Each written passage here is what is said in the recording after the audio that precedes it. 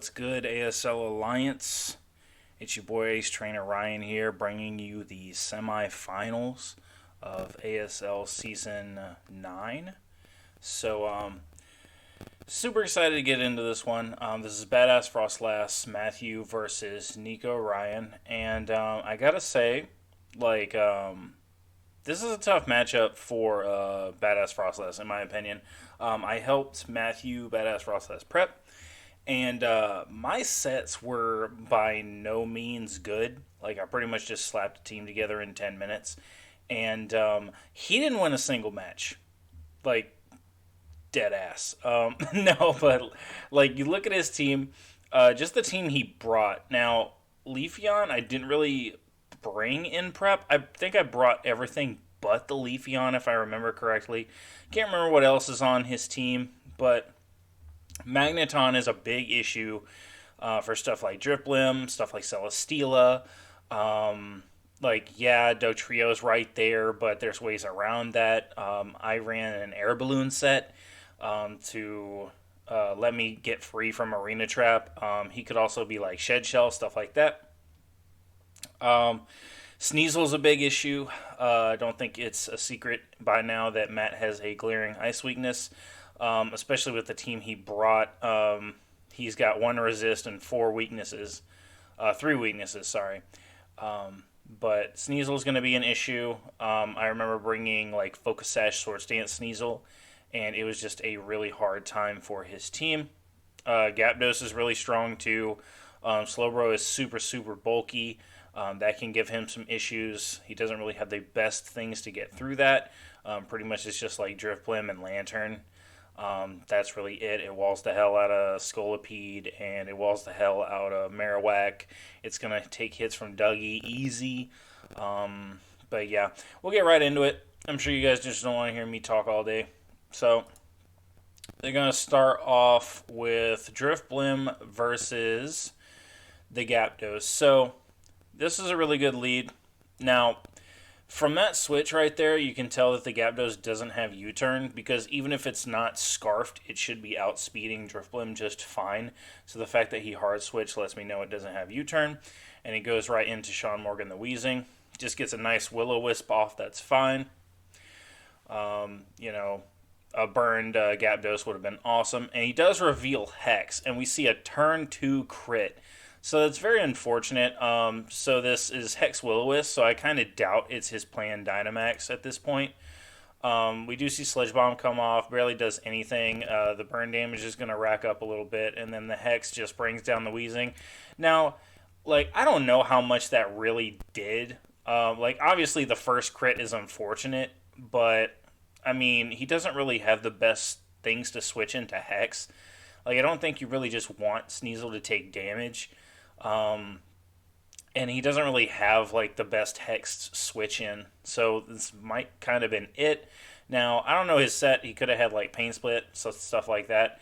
But when I see a crit do 68%, I don't know, man. Even if it was 45, 50, it still would have done a ton. But it is what it is. This is Pokemon, so the Weezing goes down. And the Sneasel comes out to threaten Hindenburg. He's pretty... Oh, God. So, it actually ends up staying in there. I did not expect that. But, I mean, you look at his team, he doesn't really have anything that wants to get knocked off. So, Hindenburg gets blasted. And then Bugsy Moes comes out. That's crazy. So, Dripplin probably being, his best Dynamax option is gone. I think he can Dynamax Lantern and Marowak, if I'm not mistaken. I know he can Dynamax Marowak. So he goes into Bugsy Mogs. It's going to scare out Sneasel. And he just superpowers. So he was trying to attack what's in front of him. I don't blame him with that. Sneasel's a big issue. And it could definitely potentially be sashed. We see the dual wing beat from the Zapdos. I did bring that in prep as well, specifically for this Scolipede, because it's a big issue. He's just going to get the baton pass off, and Celestia is going to be really fast. It is going to be a little bit more frail, so it's actually going to take some damage from dual wing beat because of the -1 in defense. But Little Einstein throws up the sub. Close combat's going to come out. Yeah, he just wants to attack away.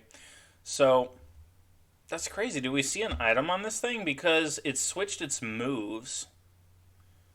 Yeah, it switches moves. I actually don't know what this thing's item is. It could be anything. Um, Maybe like a resist berry? I have no idea.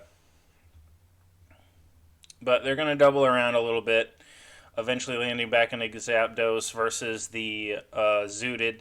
He's going to agility, take a Volt Switch. And whoa, we see the weakness policy pop. So that's super scary because this thing, like plus 2 speed, it's outspeeding dude's whole team. Um, like that's super important because like even if Bugsy Most comes in and protects and gets 1 speed boost, it's not outspeeding Zapdos at plus 2 speed. So that's actually really crazy. At plus 2 attack, it's Celesteela is weakened, so it's going to get smacked up. Lantern is not going to appreciate this. I don't know if a plus 2 close combat Oko's Lantern, but it's definitely close. I know that. And that's going to be fire, especially if Dugtrio isn't like sashed, because it's not revenge killing this thing. So Matthew's in a bad situation here. I wouldn't be surprised if he ends up Dynamaxing soon to kill this thing. He does bring in Marowak, so that's leading me to believe, yeah, he does just go for the Dynamax. So Nico forces him to Dynamax. Close combat, dude takes a million.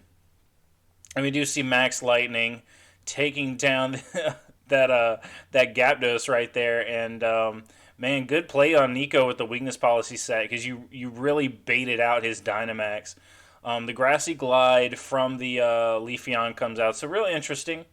Really interesting to see Grassy Glide Leafeon. I could definitely see because it's Grassy Glide. I could definitely see like a he probably wants to Dynamax with this. That's probably his plan. Because like you don't set up the terrain any other way. Let me back that up. So, yep, Grassy Glide takes it out, and then we see Celesteela come in versus Leafeon. Celesteela, he doubles into Magneton, so real safe play for Matthew just to go for the flamethrower. It hits both of them. So Magneton's going to take a million. Now, we don't see an air balloon.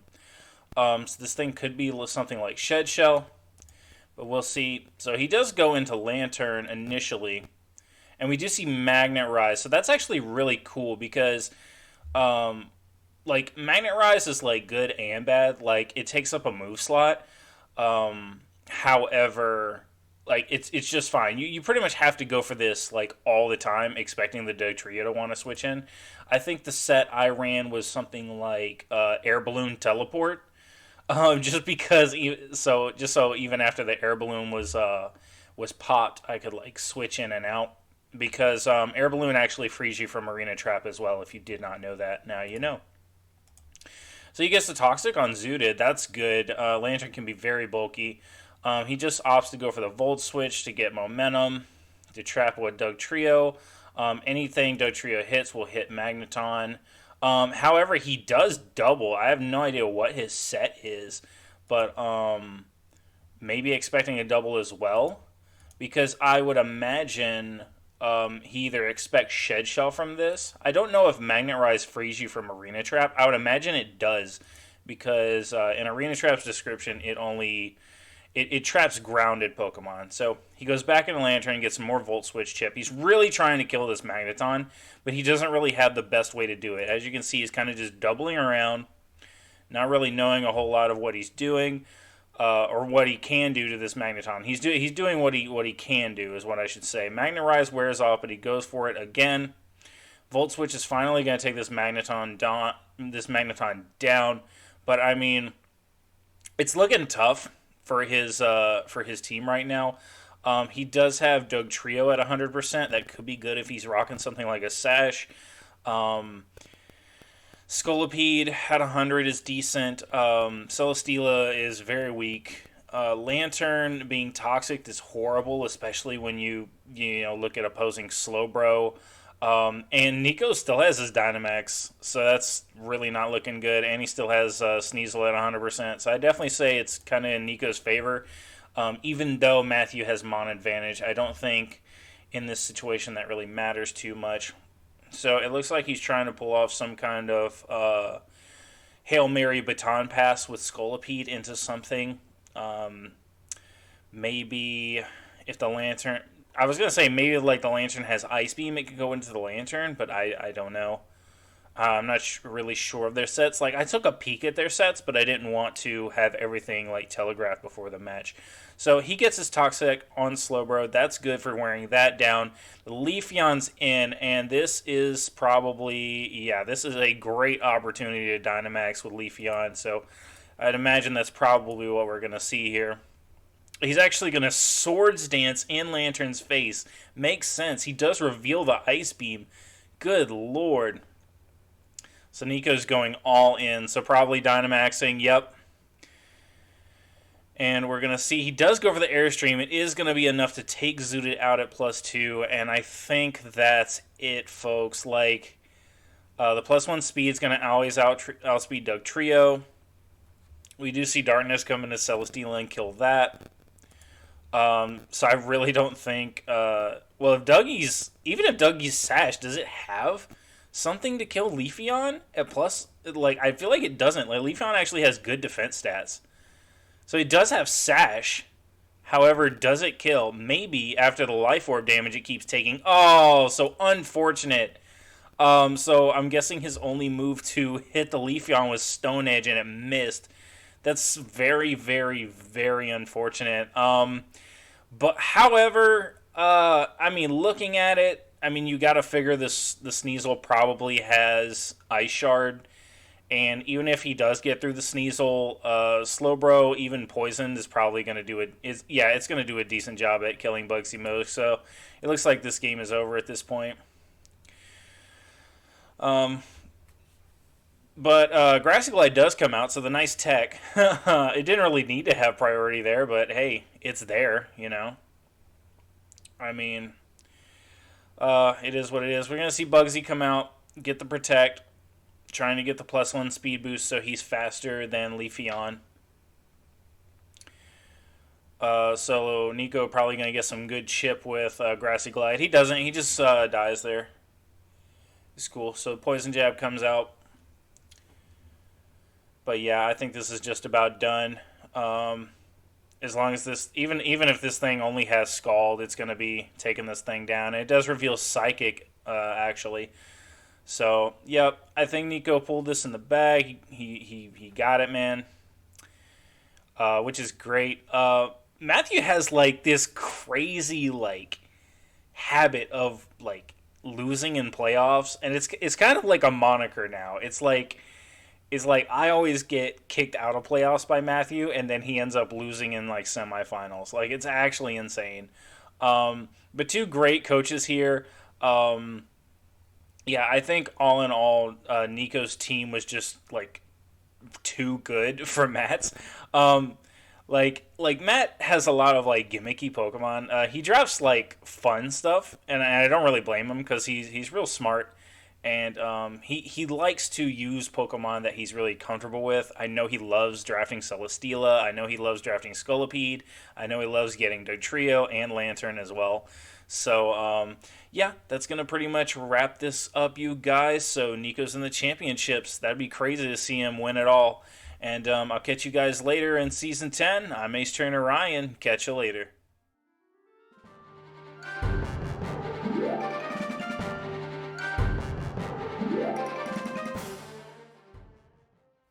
Hello everyone and welcome to the ASL Season 9 semifinals. Today I will be bringing you the match between Nick and Rhino. Nick brings Hippowdon, Combuskin, Galarian Slowking, Goodra, Excadrill, and Rotom Wash. Rhino brings Kartana, Salamids, Kingler, Orbeetle, Jellicent, and Mudsdale. And looking at the matchup, one thing that's immediately apparent is Choice Band Kartana kind of just wins. I played a mock battle against Nick, and I got 5 kills with Choice Band Kartana. It gets a kill every time it comes in, pretty much.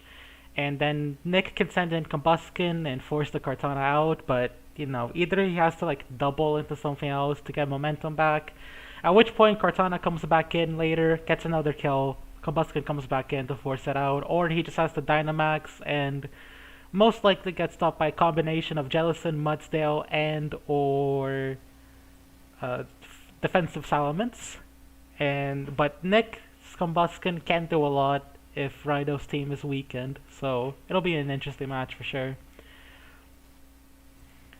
So Rhino leads Jellicent and Nick leads Gudra, doubles into, well, doesn't double, switches into Galarian Slowking as Rhino goes to the Orbeetle. Alright, interesting turn 1. Rhino baton passes back into Jellicent as Nick pops off with the nasty plot.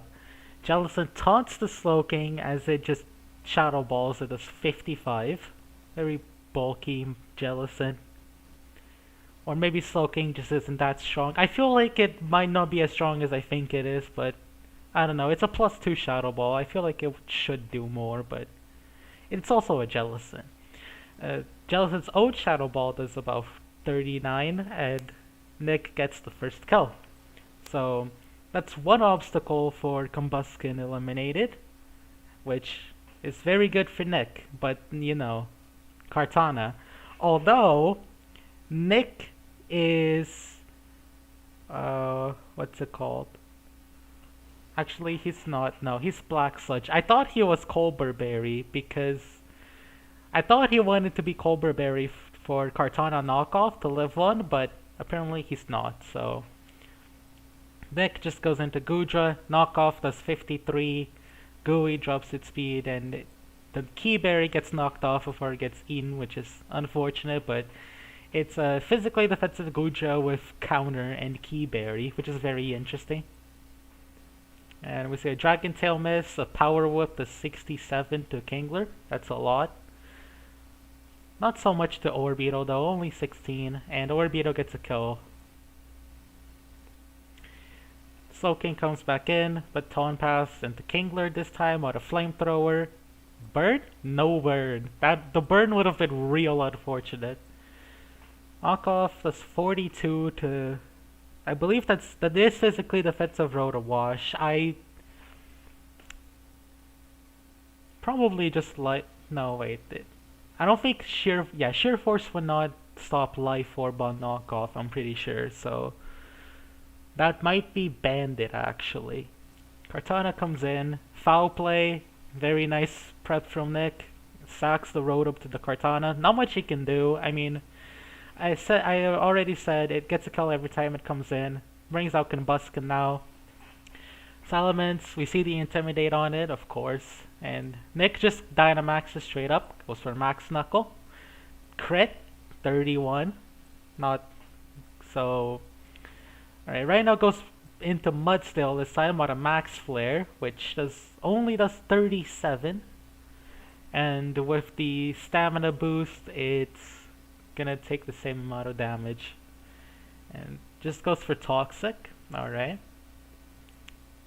So that's Nick's Dynamax over. And Blaze Kick, ouch, 17. That's not what you like to see. So Nick looks to be pretty much very on the ropes here, but sends out Hippowdon. As we see the rest from Mudsdale, but Nick does have the Whirlwind. Oh, that's not a good Whirlwind switch in, but Rhino doesn't want to go Kartana. It is Life Orb, I just noticed that. Okay. And the Earthquake, not a whole lot to Mudsdale, but Nick actually goes Excadrill here. Interesting. And he just Swords Dances. Okay.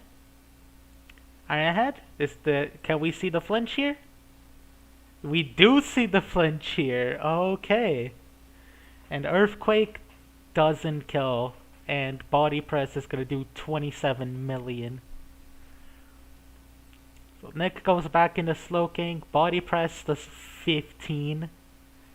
So I'm assuming Rhino doesn't have Earthquake on this, which is why the Body Press was clicked. We see the Dynamax from Kingler, and Max Geyser does a lot, but it's also at 3%, so not a whole lot it can do there. Kartana comes in.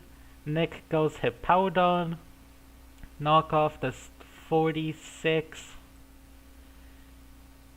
And Rhino goes Salamence.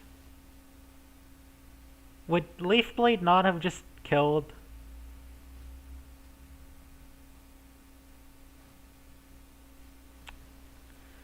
I I feel like Leaf Blade probably did 54 to a Hippowdon there. I don't know why Rhino went into men's, but sure.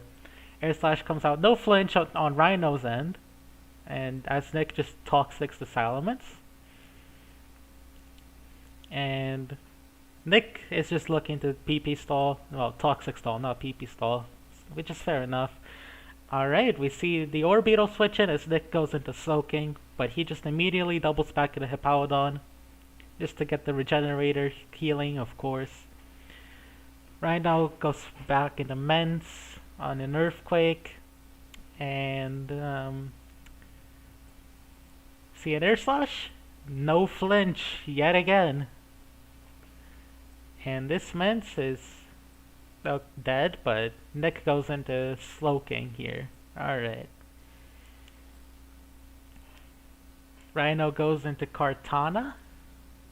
Knockoff, that's 30. And Leaf Blade, yeah, that's a crit. I don't think the crit mattered.